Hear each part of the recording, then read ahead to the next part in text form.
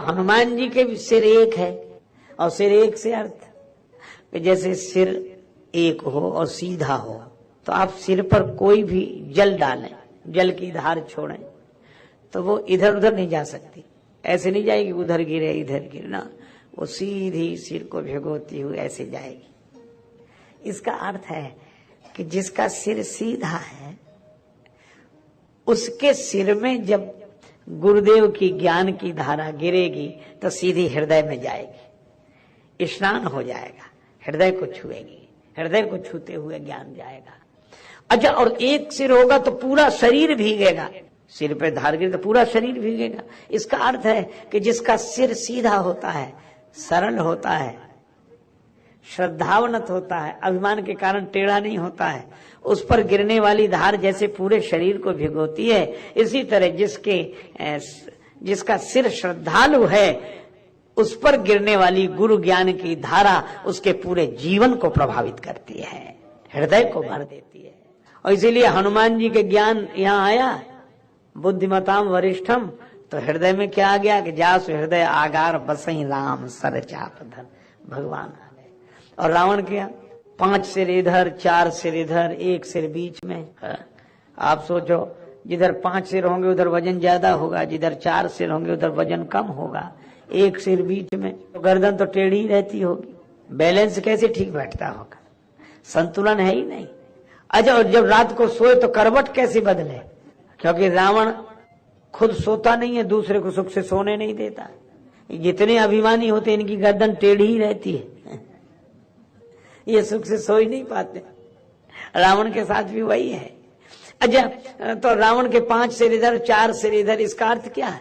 का रावण के 10 सिर का क्या अर्थ? कभी कभी मुझे लगता है कि 10 सिर को लेकर अलग अलग व्याख्याएं विद्वानों ने, महापुरुषों ने की हैं, पर मुझे एक सरल सीधा सा अर्थ लगता है, इसके सिर हैं 10 और अपने यहाँ प्रमुख ग्रंथ ही 10 हैं, 4 वेद और 6 शास्त्र, पूरे 10 हैं, 6 शास्त्र और 4 वेद। ये 10 जिसकी बुद्धि में भरे हों वही 10 सिर है, 4 वेद 6 शास्त्र भरे हैं, लेकिन इसके 5 सिर इधर, 4 सिर इधर। रावण का ज्ञान अपने लिए नहीं है, इधर उधर वालों के लिए है, कुछ इधर वालों को, कुछ इधर वालों को, कुछ इधर।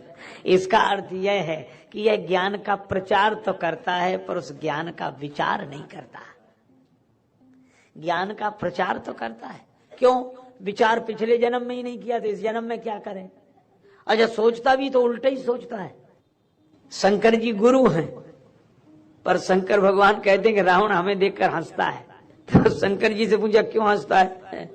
बोले वो हमारी तरफ देखता है, फिर अपनी तरफ देखता है और ये कहता है गुरु जी इधर देखो, आपके तो 5 ही सिर हैं, यहाँ 10 हैं, तो आपसे दुगने तो हम वैसे ही हैं, आपसे ज्यादा जानते हैं, तो गुरु क्यों बना लिया? वो तो बनाना चाहिए इसलिए बना लिया। और अब जिसकी ऐसी श्रद्धा हो, विचार कहाँ है उसके जीवन? यह रावणत्व आया। कुल तो बड़ा अच्छा था, 3 भाई, प्रताप भानु तो बना रावण, उसका भाई अरिमर्दन बना कुंभकर्ण, और जो प्रताप भानु का मंत्री थे धर्म रुचि, वे भक्तराज विभीषण के रूप में जन्म लेकर आए। मुझे तो लगता है कि ये तीनों भाई 3 गुणों के ही रूप हैं, और लंका त्रिकूट, 3 चोटियां, 3 कूट, उस पर लंका, उसमें ये 3 का बड़ा संयोग है। लंका में त्रिकूट और 3 भाई और त्रिजटा, 3 ही 3 है। अब ये 3 गुण, रावण रजोगुण का रूप है, कुंभकर्ण तमोगुण का रूप है, विभीषण जी सतोगुण के रूप है। और इन तीनों भाइयों ने तपस्या की शक्ति पाने के लिए, वरदान पाने के लिए। देखो, मंदिर में सभी लोग जाते हैं, दर्शन करते हैं, पर अपने अपने संस्कारों के आधार पर प्रार्थना करते हैं, वरदान मांगते हैं। इन तीनों ने तपस्या की, ऐसी तपस्या की परम उग्र सो बरन न जाई, वर्णन नहीं किया जा सकता ऐसी तपस्या की। ब्रह्मा जी आए, गए निकट तप देख विधाता, और ब्रह्मा जी अकेले नहीं आए, शंकर भगवान से कहा कि आप भी चलो। क्यों? बोले आपका चेला है, वरदान तो हम देंगे पर आपकी उपस्थिति में देंगे। अच्छा, शंकर जी को लाना क्यों? क्योंकि रावण ने वरदान क्या मांगा? जैसे ब्रह्मा जी बोले वरदान मांगो, रावण बोला हम काहू के मरही न मारे। अब इतनी दिन तो तपस्या की और परम उग्र तपस्या की, वरदान क्या मांगा कि हम मरे नहीं।